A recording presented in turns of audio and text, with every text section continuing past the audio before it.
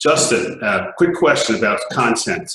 Why do you think content is a strategic imperative for business leaders today? Well, nowadays, content is the first thing that people are finding when they're coming, when they're actually finding your brand in the first place. Google is one of the #1 places where people are going and searching for information. It's not, people are still driving around and finding businesses, but people are finding businesses nowadays by searching for problems they're looking to solve or looking to learn more about something.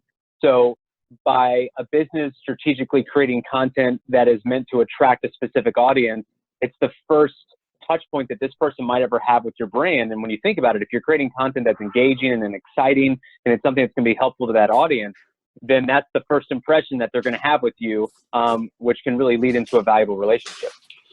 Well, in many cases, it's the only impression people have of you. If you have, say, an online product or you're selling things digitally, they may never engage with a salesperson at all. There's lots of businesses today that that's certainly be the case. What about more kind of traditional businesses that may be more relationship driven or more personal interactions, or maybe kind of long sales cycles, for example, like the businesses I deal with, a lot of capital equipment people or distributors that are kind of built on relationships. Again, how do you see that content being a strategic issue for those companies who may have some doubts? Yeah, no, that's a great point. Like, how do you replicate the experience of what traditional, like building relationships with people and doing business that way? How can you replicate that by creating content like storytelling and engaging an audience based on whatever sales cycle they're supposed to have? When you think about it, the best thing you can do is really try to understand the traditional model. Like, what does that relationship look like? Like, what sort of things are happening that are going through it? And then what does that sales cycle look like? And can you replicate that with content that you're creating?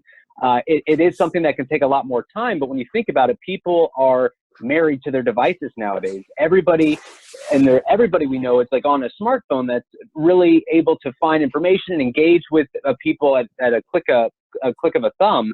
And so by actually having content and engaging that person now, you can actually build a relationship that way versus just the traditional route of going and, like we're doing now with talking to each other. I think it can lead to this, but you can create more of a hands-off model with content if you take the time and really understand what's the experience and making sure that that experience is something that's going to be helpful and beneficial to this person. Do you think there's an expectation today that companies always have self-service content for most questions available? I know I'm always looking for the frequently asked questions, or I Google search, or I search in the website of the customer's website to answer my questions, right? I would prefer to do that. I know my wife, for example, she'll never get on the phone with a customer service representative ever. If your content isn't helping her, you don't exist to her. So do you see that as an ongoing trend, or is that just confirmation of what we're talking about? I love that. The thing I think about content, right? Because like content is like, it's a story. It's meant to kind of get a specific response. It's all about the packaging of it, right? Like people might search for a specific question that they have, and that's a great strategy of like creating ongoing content around specific questions, building like FAQs. One thing I would challenge people to think about is, what can you do to enhance that experience? Because people don't know what they're supposed to be looking for until they start being educated on it. So maybe if you start off with somebody searching for a question and you have content on that, maybe you can take that content and build it with other like themed content and then turn it into a resource, maybe a packaged resource, whether it's a guide, ebook, white paper, whatever the experience is, and think about, okay, initially I'm going to bring this person in for maybe a question that they're looking for, and then I'm going to take this content and think about how I can continue engaging this person and keeping them on either my website or just engaging with my brand. So I would say it's good to think about a starting point of how people are going to find you, but then really take this person on like a journey and really help them experience something that's going to help them down to becoming a customer or whatever's going to help them grow fast. Well, you said something that's two things in there that I think are really key. You mentioned the person. So we always talk with our clients about the persona, which is the kind of ideal buyer. And you talked about the journey, which means there's kind of a beginning, a middle, and an end, and then potentially a repeat if you continue to do business with them. So getting back to the initial question about the strategic imperative, to deliver something strategically, you have to actually understand what its impact will be and how it will make an impact. So talk a little bit about persona as it goes through that journey and kind of understanding, people understanding, companies understanding how important that is and how they relate that to their content. Yeah, it's such a big thing because there's a high percentage of organizations or brands that are building content and they're not sure exactly what audience they're creating it for. And if you don't understand what you're trying to tell, that'd be like if you were wanting to go to a movie or you're like promoting a movie, you're not going to promote it to everybody. You're going to try to find the audience that's really going to care about that content and something that they're going to find enjoyable or helpful. So it's the same exact thing with this. Is like starting off with a buyer persona, like you said, a semi-fictional representation of your ideal audience is extremely important because it's going to influence and inform what type of content you're going to create. Is it going to be more visual, like in the form of video? Is it going to be text? Do you know where this person exists? Like what channels they're spending their time on? And understanding the persona is probably one of the number one things that I think most businesses don't do. And that's the reason why their content might not be effective. What I would say is once you understand your persona, the next best thing you can do is plan out the experience of what would be helpful to this persona. Don't just say, okay, I know my persona and I'm just going to start creating content, because maybe you create something that does well, but like 3 to 6 months down the road, I'm going to tell you right now, if you don't plan out what you're trying to create or what experience you're trying to give, it's going to become like a disconnected pile of roots. You're not going to know how everything is connected. It's going to be disjointed. So what I would challenge everybody to think about is think of your buyer persona as like a roadmap, right? Like you have this persona and you have a destination of what this person is ultimately trying to achieve, and think about like content, think about experience, think about questions, think about everything of how you can guide this person down. And once you start forming a longer term plan, not only are you going to give yourself actionable things to be doing on a weekly basis, as opposed to just twiddling your thumbs and wondering like, what should I create this week? But you're also going to be working towards a larger picture of what your content is trying to do versus just saying, somebody told me to write a blog post because I can get visibility from the search engine. It's like, it's having a bigger goal in mind of what you're trying to do with that buyer persona. Now, again, from a strategic perspective, I know a lot of companies we talk to, they kind of freeze up when you talk about content. But from how much content do you think you need, and how much depth of content do you think need to kind of start down the road of the strategic kind of thinking or changing? Because I know a lot of people that we talk to are hesitant. They don't think they have the resources or the time. That's in my experience. That's always an excuse. It's basically saying they don't value it, right? They put their time and their money and their effort into what they value.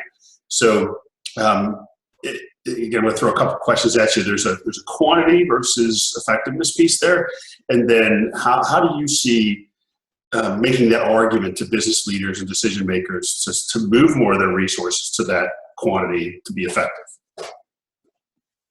Sure. Yeah. Great points. I think the first thing is, if I was pitching this to anybody, because before HubSpot, I've worked in different startup agencies. So I've worked with a lot of customers and I've had to help them build content processes for their business. And the one thing that I always talk to whenever I'm talking to the executive team is about how much money are they spending right now with the traffic they're getting with it. They're doing all paid ads. Not that I'm saying that paid ads are bad, because I think paid ads are actually helpful, but they're not sustainable, right? Like you might be doing all this stuff and you're spending money, but if you were to shut the budget off, all the visibility would go away. So what would your thoughts be if you were able to spend your time and efforts on creating content and it was a sustainable way of attracting traffic to your site as opposed to always having to pay for it? It's actually cheaper to be able to run initiatives like that versus just constantly having to pay for something. Obviously, you can marry both those things together, but I think the first point is that it's a sustainable way of growing your business. And it's like a marathon. It's not a sprint. And like paid ads are like a sprint. You're going to get that traffic and visibility immediately. But if you're willing to train for this marathon and put the effort into it, it's something, and there's so many studies out there, it's easy to show no matter what industry you're looking at, that you can provide a story of like, look at this business that not only created content, but they understood like the story and the experience they're trying to create out of it and how it's grown their business, and they're not paying for this traffic. So that's one side, it's just organic traffic, but then it's also building your website with content that people want to keep coming to it, right? Like most people say, I need a website, but how many times do people actually go visit websites if there's not some helpful information? So if you're not always adding content or adding new things, like why would anybody have a reason to go to your website? And kind of to your point of should content like quantity versus quality, the first thing you want to do, the first thing is you want to understand what is your website authority. Website authority, it really helps you a search engine is going to look at a website authority and say, hey, how credible is this website?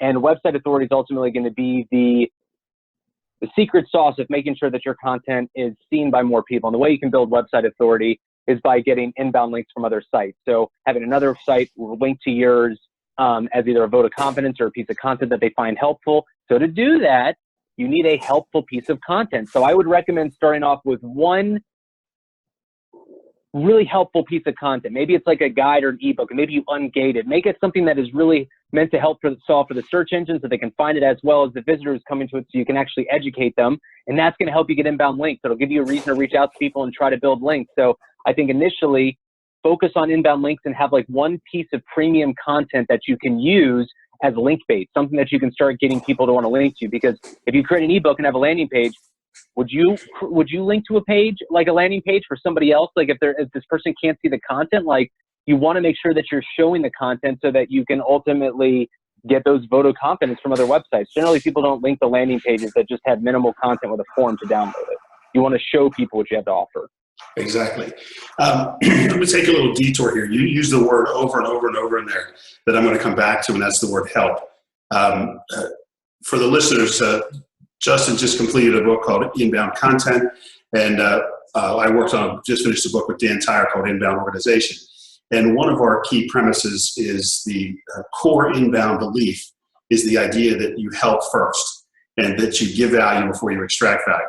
And that in your relationships as well as your content, the goal is to help somebody first. Very little product-based or feature-based content is helpful or has ever really helped anyone. That's a huge difference in mindset for most people, and especially traditional businesses, who think that marketing and their content has to be about them, about their product or their features. They might get into benefits, but they rarely make the switch to say, is it helpful? Would you agree that the key kind of mindset shift there is to take yourself out of your own shoes and put yourself in the other person's shoes and understand from their point of view the issues they have, the problem they need to solve, the job they want to do, and then work back from there to the kind of content that would help them do that. That's the successful model and mindset change that we see in inbound. And it sounds like you agree with that in terms of content. Yeah, like I think the old saying was people like to do business with people that they like. I think nowadays it's that people like to do business with people that they can trust.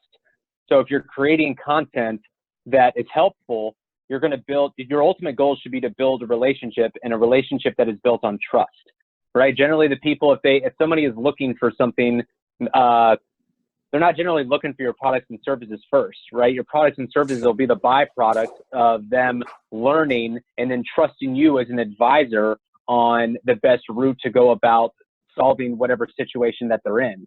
So instead of trying to force somebody to make a sale, the best thing you can do is really make sure that you can build trust and credibility up with this person. And a lot of times, maybe this person won't be the one who does business with you. And this is something that people forget, that, I don't want to ungate my content, for instance, and not that I'm saying everybody should be ungating their content, but I don't want to give all my content away for free because I want to make sure, like, what if this person doesn't convert and doesn't want to come back? Well, I would say that think about if you become somebody who's a trusted advisor, think about word of mouth and how word travels nowadays, and like someone can like talk to somebody that they know that's trying to find information. So the best thing is, like, maybe this person isn't doing business with you, but maybe it's somebody they know is doing business with you now because they talked to the person who originally told them about your company. And the only way that's really going to happen is like if you're creating content that's going to be helpful. I do think it's important to have helpful product content or services content, but you want to make sure that you're thinking higher level. Like, ultimately, if I have successful product or services content, what is the layer above that somebody would even care that these are important in the first place? And you really do need that to somewhat build that trust and credibility. Otherwise, it's going to be hard to attract people who don't know you and do business with them. So you're saying even if you're talking about product and feature-based content, you want to put it in the context of how those products help somebody or who they help or when they help or when they apply. It's not just a feature dump or a specification dump. I mean, some engineer might need that, right? But that's not necessarily going to be attractive or particularly engaging in terms of a relationship. You also mentioned a couple of things else, other things that you talk about sales process and through the relationship. So can you talk a little bit about how you think content impacts not just marketing, but sales and even after sales? Yeah. So I started my career off in sales. I was a salesperson for a search engine marketing firm back in 2009, right when Google's algorithm update came out, where they weren't showing any more search data. So it was when everybody thought that SEO was going to die. It was kind of a scary time. But what I learned when I was in sales is that salespeople actually make the best marketers, because they're the ones that are talking with prospects. They're the ones that they're the people who know whether or not why somebody's doing business with you, why they're not doing business with you, what questions they have, what sort of content is helpful. So generally, those people are the ones that have the best ideas. When I was in sales, I didn't have a sales budget that I could use to acquire leads, so I had to find a way to do it organically.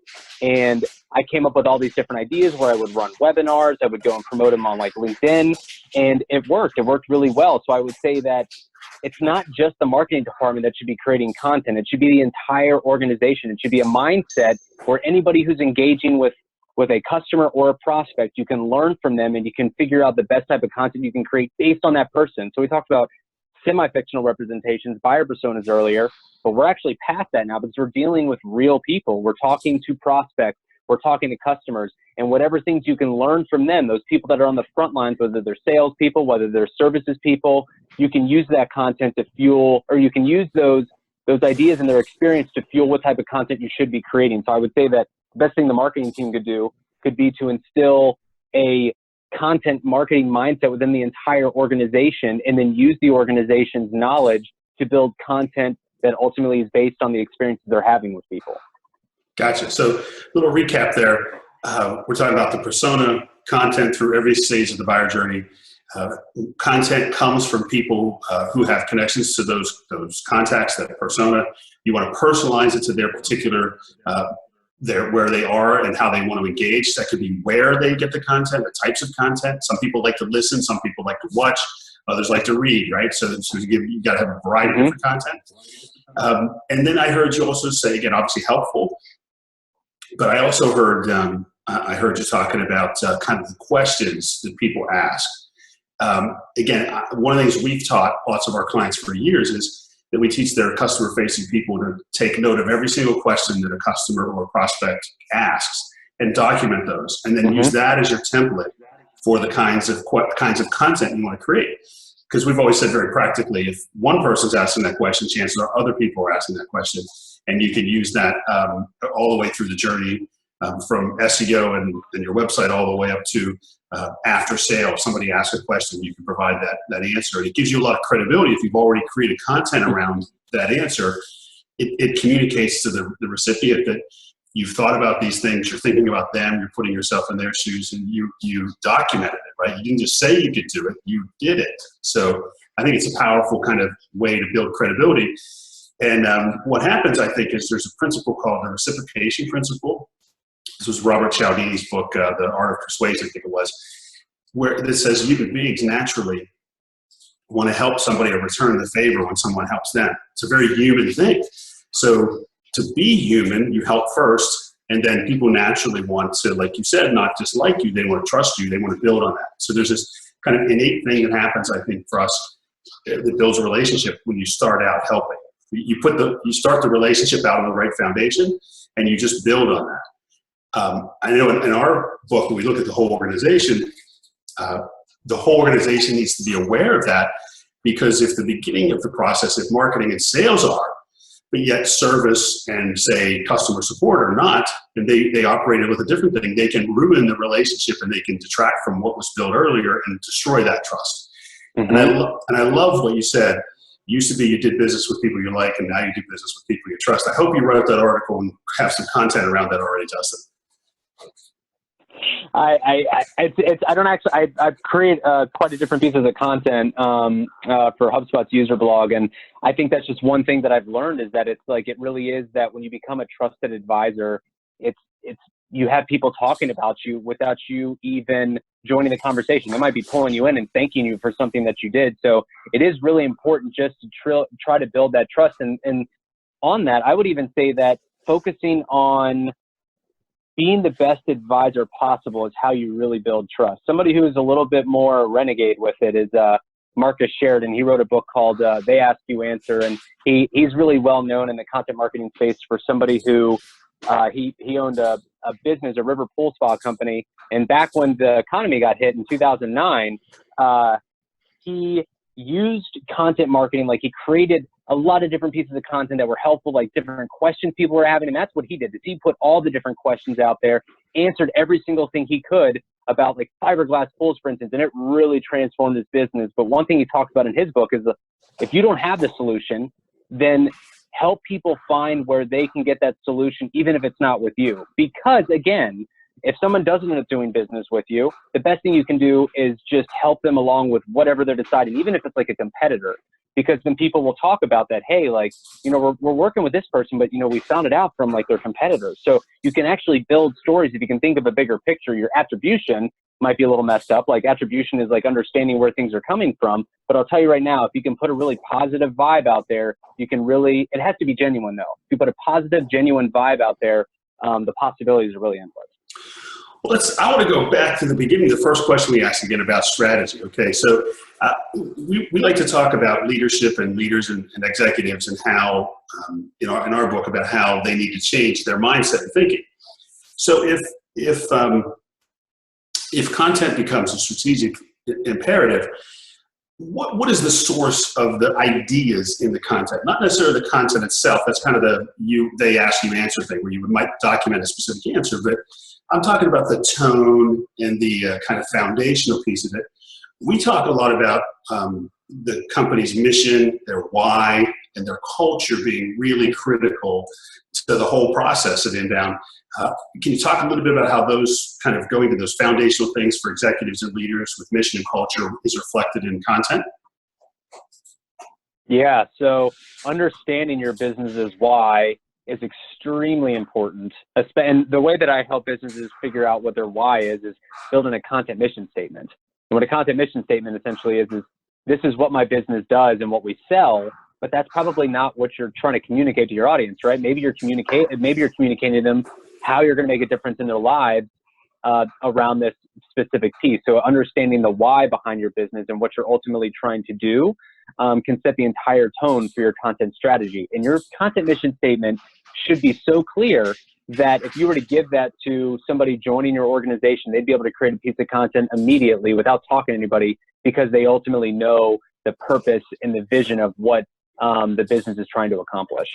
That's really interesting. I couldn't agree with you more. That executives need to understand and communicate that mission and culture very clearly, so that they can let their team go and let them go produce without having to send every piece of content back up the food chain to find out if it fits the mission and the strategy and the structure.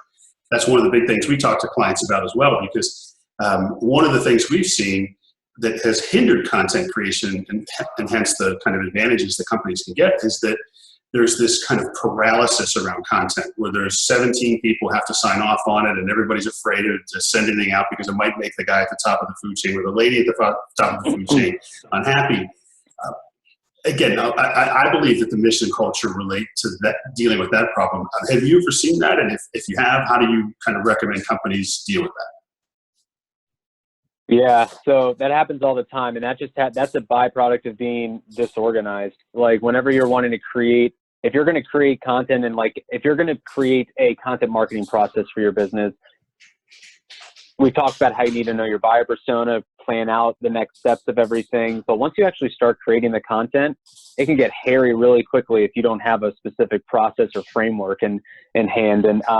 And inbound content, the book that I wrote with HubSpot Academy, it shows how you can develop a framework for creating content for your business. And that includes like a style guide, that includes a review process. The review process is huge. You really need to understand who needs to look at this.